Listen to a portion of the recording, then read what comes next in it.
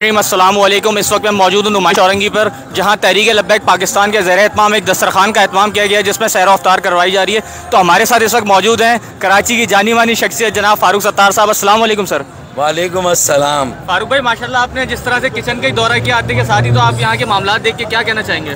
سب سے پہلے تو میں اس جذبے کو خراج تحسین پیش کروں گا، اور جو ہمارے ایمان کا ایک بنیادی جزو ہے کہ مطلب یہ کہ جو ہم پہنے وہ دوسرے کے پہننے کا ہمیں کوشش کرنی چاہیے کہ وہ پہناوا وہ بھی ہو، جو ہم کھائے دوسرا کھائے۔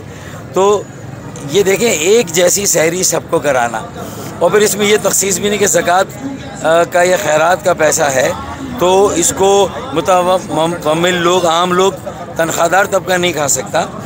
یہ ایک سنت ہے، اور سحری کرانا اس کا اپنا ایک اجر ہے۔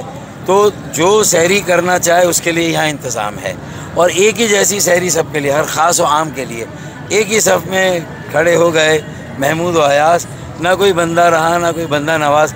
ہمارے مذہب کی اصل تعلیمات بھی یہی ہے، اس کی اساس بھی یہی ہے کہ انسانیت کا احترام ہو، انسانیت کی خدمت ہو، اور انسانوں کی اعنت ہو۔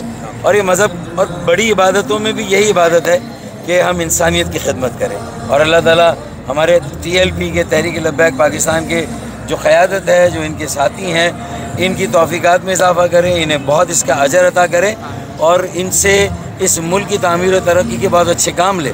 میرا بڑا واسطہ پڑنے لگا ہے TLP کے لوگوں سے، کیونکہ میں عوامی آدمی ہوں، میں عوام میں جاتا ہوں، برادریوں میں جاتا ہوں، نوجوانوں میں جاتا ہوں۔ جہاں کوئی آفت آتی، بلڈنگ گر گئی تھی PIB کالونی میں، تو میں وہاں گیا، تو اس بلڈنگ سے جو ریسکیو کا کام سرکاری ادارے تو کر رہے تھے، لیکن اس میں TLP کے رضاکار تھے اور محلے کے رضاکار تھے، تو TLP کے رضاکار یہ بھی کام کر رہے تھے وہاں پر، تو مجھے خوشی ہوئی انہیں دیکھ کر۔ بہت شکریہ فاروق ستار صاحب، السلام علیکم۔